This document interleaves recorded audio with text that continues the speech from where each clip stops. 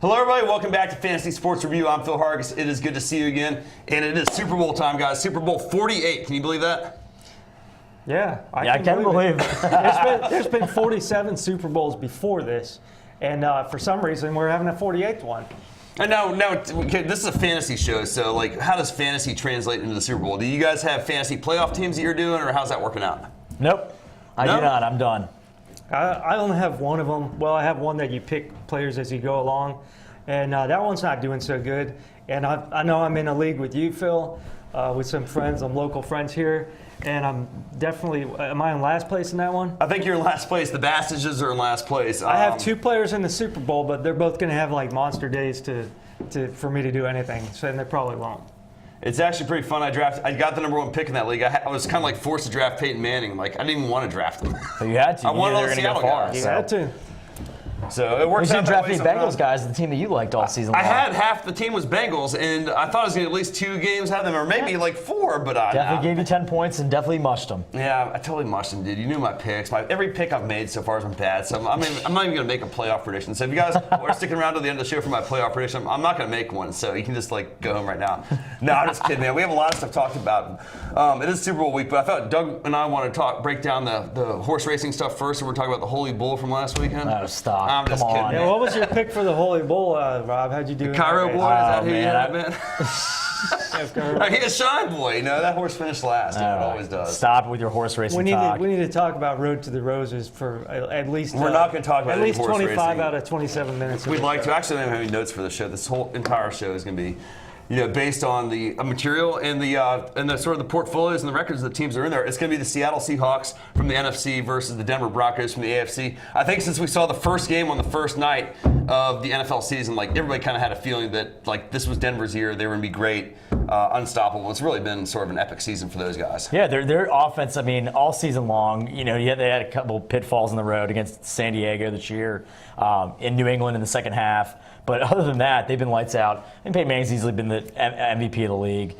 And you add that with, the great wide receivers like Demaryius Thomas, Eric Decker, Wes Welker, even though he's been injured a little bit.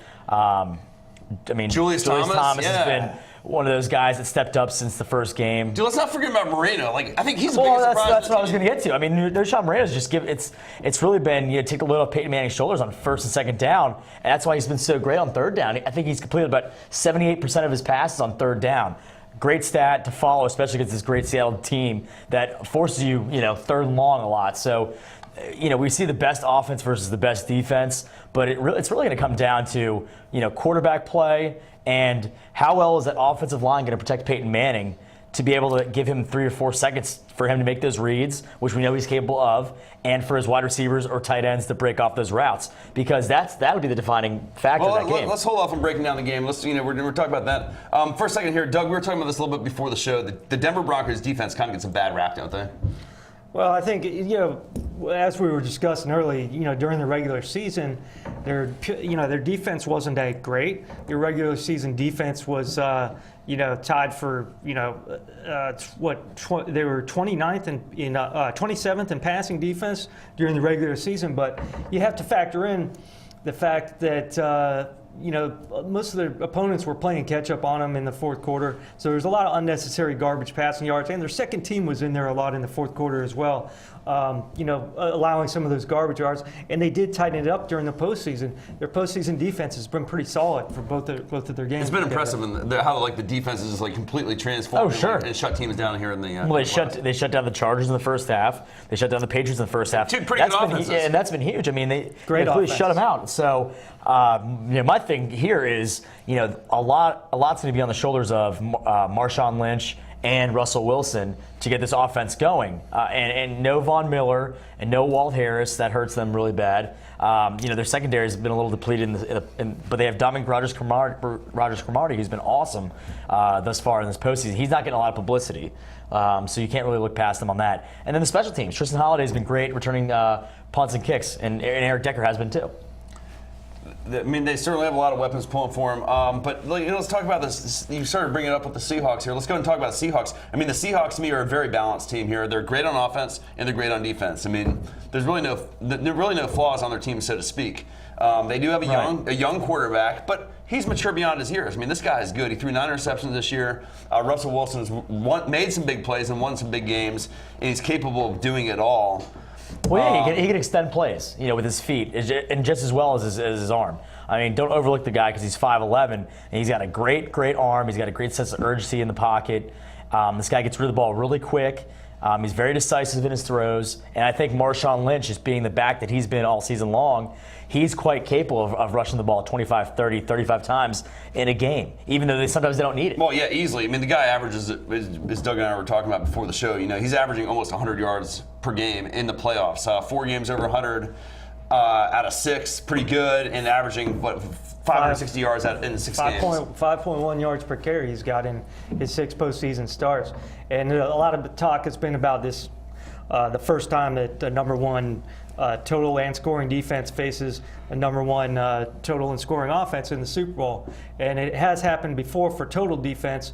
The New York Giants winning a game by 1 over the Buffalo Bills on a last-second missed field goal. The Broncos have the number 1 passing offense and total offense, not surprisingly, and the Seahawks have the number 1 passing defense and total defense. So it's truly number 1 passing, number 1 total, number 1 scoring, both number 1s going against each other, and both of them were the number 1 seeds in their conference. So these truly are, I think, the best teams, the most qualified teams to make the Super Bowl, and that doesn't happen often either, as far as the number 1 seed in both conferences making the Super Bowl against each other. Yeah, that's a good stat to throw out there because you normally don't see number 1 go against the number 1. History's always repeated. History tends to repeat itself often. And if it did, you'd have San Diego playing against maybe a Seattle or a San Francisco. So it's most of the time this century it's been number 1 versus a wild card. Right. Well, I think it more likely would have been like Green Bay, had a better chance of advancing through the NFC than knocking off somebody like Denver or New England. Those teams are going to be tough to beat. But yeah, exactly that kind of thing. Upsets do happen in the NFL playoffs. I mean, the margin of quality between the teams, between number 1 and number 6, even between number 1 and number 16 is really not that much. What's scary too is you look at both the scoring defenses, and they've both allowed.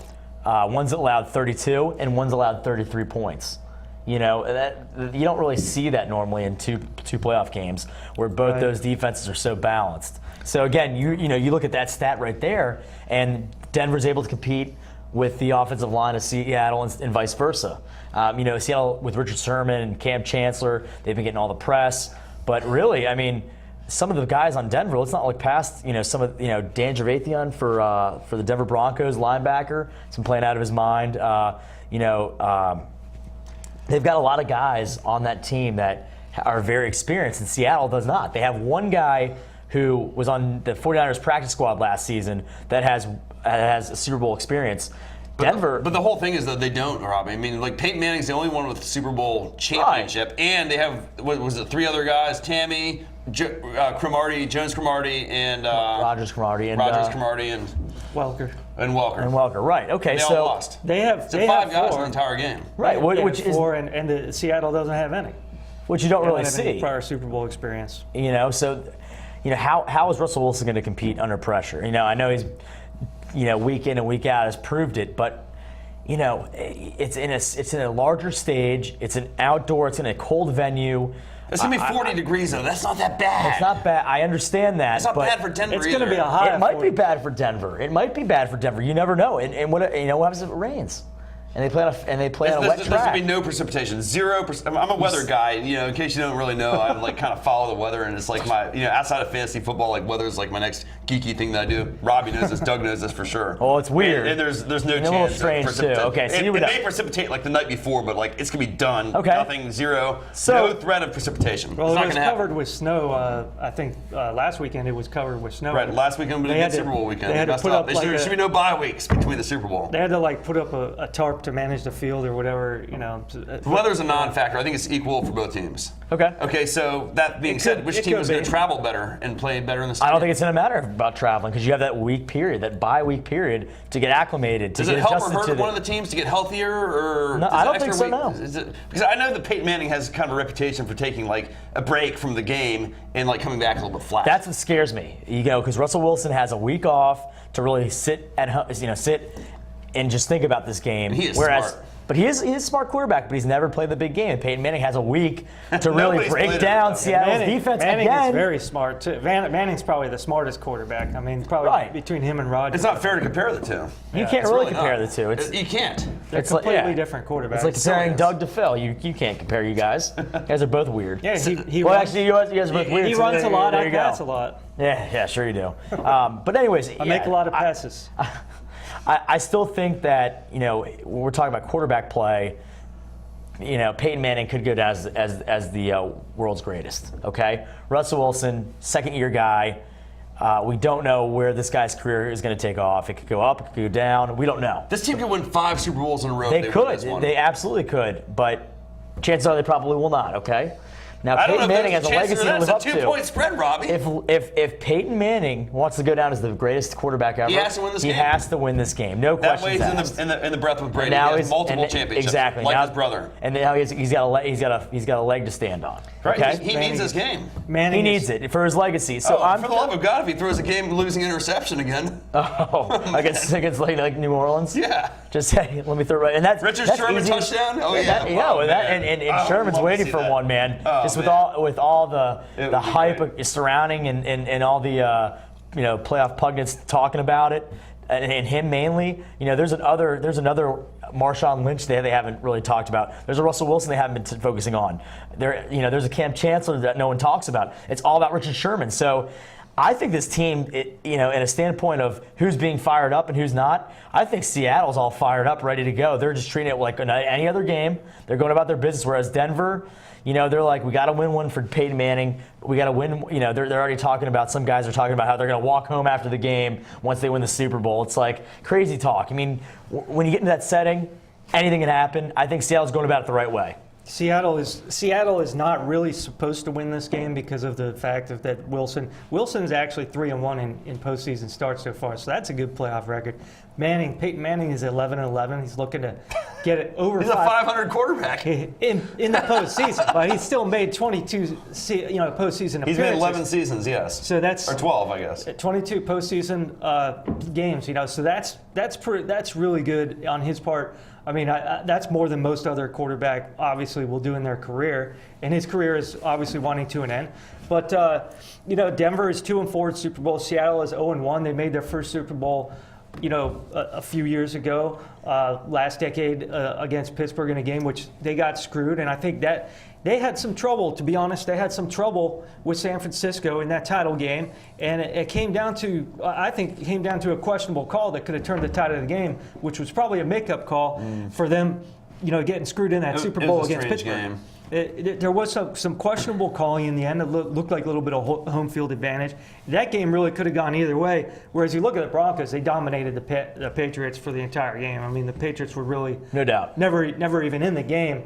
So, but what I do looking back at the Super Bowls that I've tried to analyze, and I look at these championship games, and a lot of the time, the team that squeaks by in their championship game with defense or whatever, and the other team just blows the other one out or dominates, usually the one that squeaks by is the one that ends up winning the Super Bowl. So as you see, we have a lot of factors rolling in Seattle's favor here. I mean, they have the better defense, and they have the more highly contested games, so they're not going to be as comfortable necessarily like going out there on the field and strutting their stuff and just being really cool on game day. they kind of have a chip on their shoulder, I think. I think they have something to prove here. But they're not going to ever show those. So let's go get into that then. We're going to kind of get sidetracked here a little bit on coaching here now. Let's talk about the difference in the coaching here. Like Pete Carroll has a lot of experience in big-time games. Well, big-time games in college, yes. Right, but still, but big-time games. Okay, well, I understand that. And I know he's had the 12th man back at home to really kind of sway, that's real home team cooking. So let's throw that out the window right then and there. In the big-time games that he's played in, he's had a big home So field you're track penalizing record. for playing at home?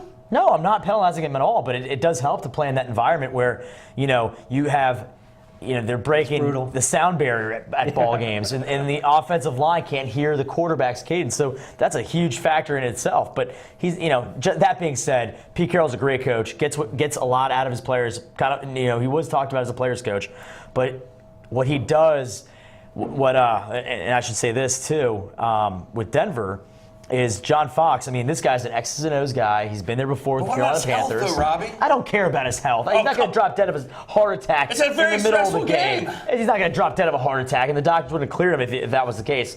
And hey, you know what?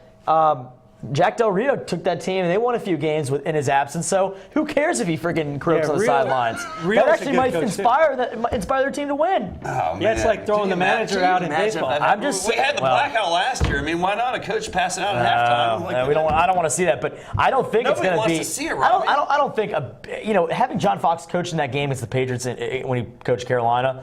He's got some experience in that regard. Pete Carroll does not. Fox, I mean, he's played big games, but really, I mean, Fox has been coming in down to it, games too. I know. That's both, the thing too. Both as a head Yes. coach and an assistant, Right. assistant coordinator. So he's been there a before. Coordinator.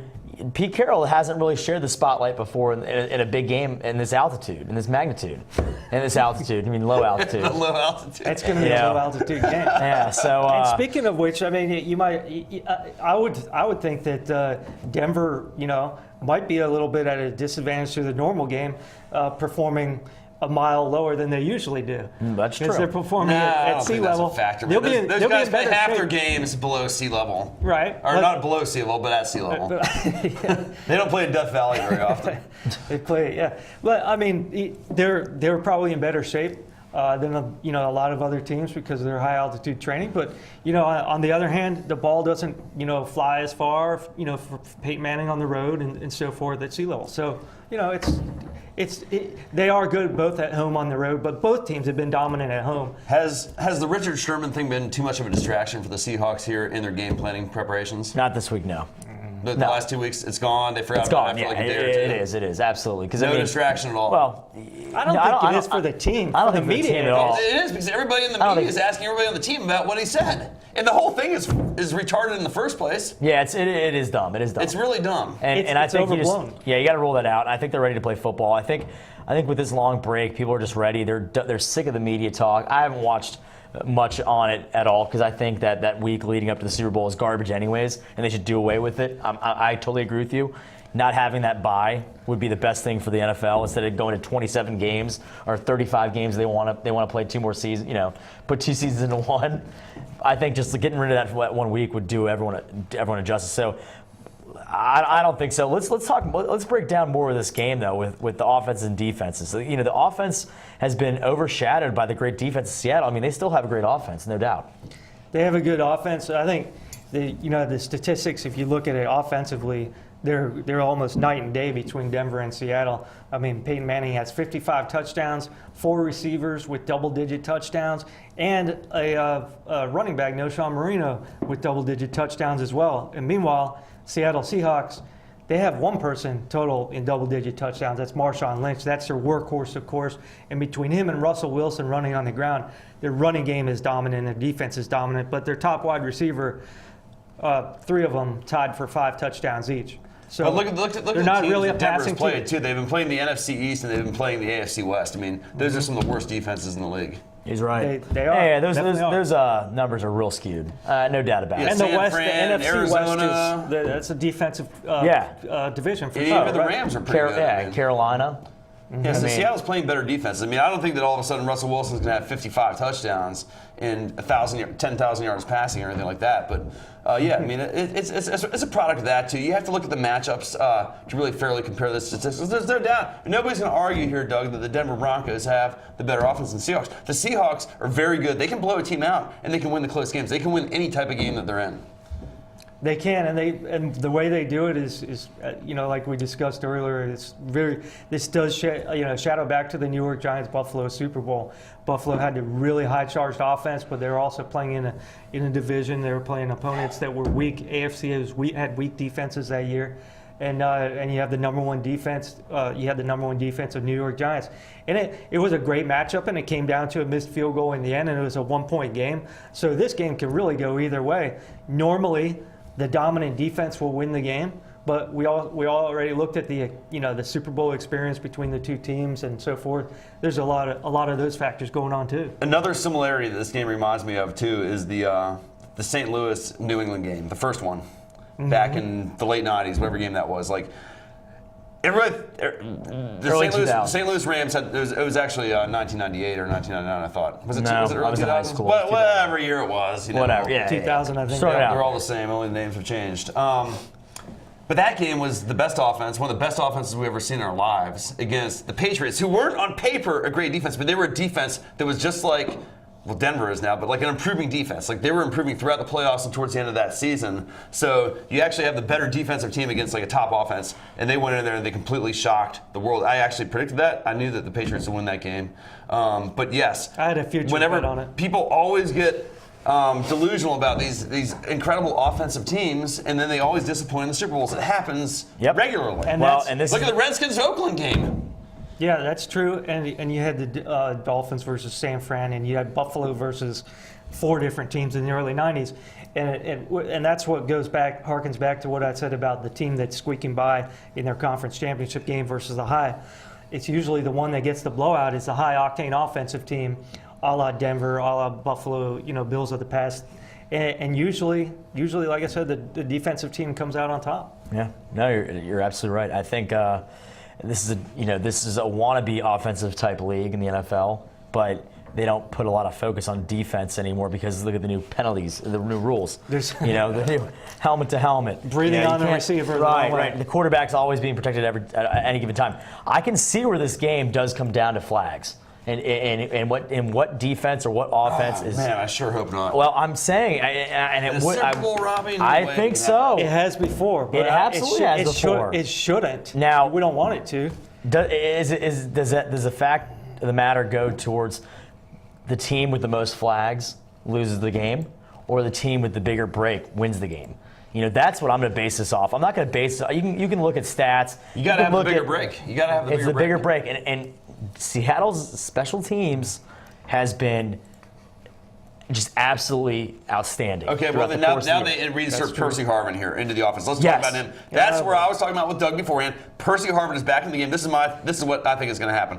They expect the Seattle offense to use Percy Harvin a lot in a lot of schemes, running the ball and a lot of routes to be the go-to guy. Now they have him back. He's only played 38 plays for the entire season. And he's a glass horse. But I think this is how the Seattle Seahawks best use him on special teams to make big plays, a la Desmond Howard. Yep. In that Green Bay Super Bowl against New England. The team with the special teams defensive touchdown, the one time wins that game because that turns the whole tide around. I mean, look at the Saints game against the Colts. Peyton Manning throws that interception. Look at the Florida State National Championship game, baby. Right, yeah, absolutely. You're absolutely right. Exactly. It can turn the Florida tide. State got that big turnover. Yeah, right after they were. But it's really, I got that big kickoff return for a touchdown. It's gonna come down to that one defining play, and I could say here, does that, man. And that's what Seattle does, and that's what Seattle does, and in more or less terms, it's not about Peyton Manning going against Russell Wilson or Marshawn Lynch going against Sean Moreno or the big 3 wide receivers for the Denver Broncos. It's all about that one big play that turns the tides. Denver's up by 13 going into the fourth quarter. Gingerly has the lead. Peyton Manning goes back to pass, throws an interception, return for a touchdown. Bam, now you're back. Now Seattle's got all the momentum in the world. Then Denver goes 3 and out. Seattle wins the game by 1. Yeah, just I something think like if Denver that. gets off to a big. Let's go and start breaking the game. We have 3 minutes left, so I think that's the one problem. If Denver can somehow get out to like a big league, like 20-point lead, I think it's over. I don't think Seattle can come back and beat them. They can't come back and beat them. They might not be able to. It's worth mentioning. I think that we mentioned that Seattle was the number 1 defense. They're actually ranked 7th in rushing defense, number 1 overall, of course. But they only allowed 4 touchdowns, which is tied for number 1. 4 rushing touchdowns. And I think those probably all came at the hands of Copernicus and Gore. But, I mean, and they had some good running backs in their league. And the other thing you mentioned Jamal Charles, man. There was special teams. You mentioned special teams and turnovers. Seattle is plus 20 in turnovers, regular season, leading the league. And Denver is right in the middle of the league, basically, with a 0 margin, plus minus. Yeah. That's huge. Yeah, that comes into play a lot during the playoffs. I know Denver's not going to be a team that turns the ball over a lot. I think that if they run the ball a lot, then they'll be prone to turning it over. But he's good for 1 interception max. Yeah, he is. He's definitely good for 1 against Seattle. 1 ill-timed turnover and maybe 2 against that defense. So if Denver wins the turnover battle, does that make them win this game? I think I don't think it matters would. if they win that turnover battle. Okay.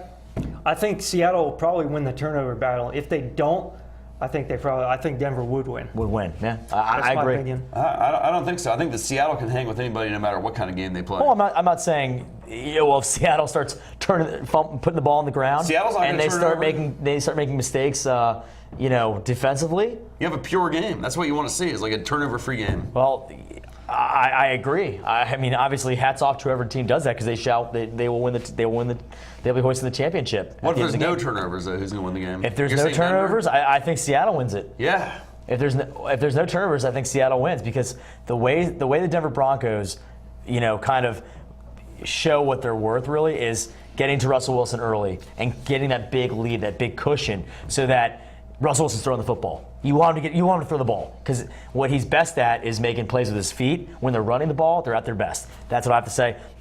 We have to bust the You're the predictions best here. you're the best at making predictions, so we're gonna let you go first, Robbie. Give us the breakdown, how it's gonna happen, real quick. Well, I don't think that Peyton Manning's Who's going to come win out the game? hot. I think it's going to be a slow game, and if it's going to play right into Seattle's favor. I think Seattle wins the game based off the fact that Peyton Manning throws 2 interceptions, throws for 220 yards only because in the fourth quarter he's thrown the ball 25 times. I like Seattle in this one.